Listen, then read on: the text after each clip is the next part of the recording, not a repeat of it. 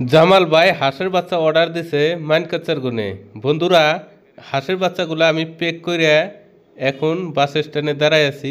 কিভাবে পেক করলাম সব কিছু এই ভিডিওতে দেখামু, আপনারা দেখতে থাকেন। এত সুন্দর করে আমি প্যাকেটিং করে দিতেছি, আপনারা দেখেন। কারো যদি হাঁসের বাচ্চা লাগে আমি কিভাবে প্যাকেটিং করে দেই আজকে আপনাদের বাস্তব দেখাইতেছি। বন্ধুরা, এই যে ছোট ছোট কার্টুন দেখতে পাচ্ছেন, এই যে ফুটা ফুটা যে দেখতে পাচ্ছেন, এগুলো হলো অক্সিজেন জামিনে একটা বাচ্চারই কার্টুন। এগুলোর মধ্যে করে বাচ্চা ডেলিভারি আমরা করি। দেখেন কত সুন্দর করে আমি সুন্দরভাবে আদারে পাত্রগুনা করে আমি সাইড করে হাঁসের বাচ্চাগুনা কার্টুনের মধ্যে গুনে গুনে ভরাইতেছি। ভাই 200 বাচ্চা অর্ডার করছে, ভাইয়ের কাছে এখন 200 বাচ্চা আমি পাঠানোর জন্যে কোনো প্যাকেটিং করতেছি। হাঁসের একদিনকার বাচ্চা কত সুন্দর কোয়ালিটি দেখেন। এই ধরনের জিরো বাচ্চা আমরা আসামের মধ্যে সব জায়গায় ডেলিভারি করে থাকি।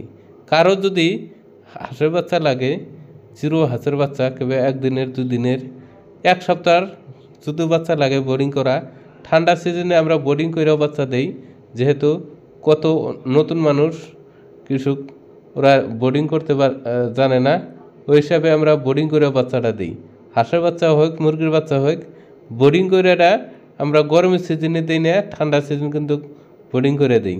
দেখেন কত সুন্দর করে আমি প্যাকেটিং করে এক কার্টন থুয়ে দিলাম, ফের আবার আরও প্যাকেটিং করতেছি।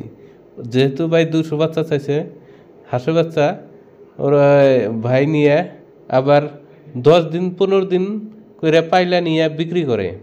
যেহেতু 10-12 দিনে হাঁসের বাচ্চা 1 পোয়া কিংবা 300-400 গ্রাম করে হয়ে যায় স্টার্টার দানা খোয়ালি।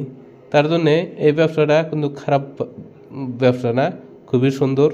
আপনি যদি এখন যদি হাঁসের বাচ্চা যদি 30 টাকাও কেনেন, 15 দিন কিংবা 20 দিন পাইলে যদি হাঁসের বাচ্চা যদি আপনি 80 টাকা পিস পাইকারি দিতে পারেন, তাহলে খরচা যাব 30 টাকার থেকে, আর আপনার 15 টাকা খরচা ধরেন, তো 45 টাকা 80 টাকা যদি পাইকারি দিতে পারেন খুবই ভালো।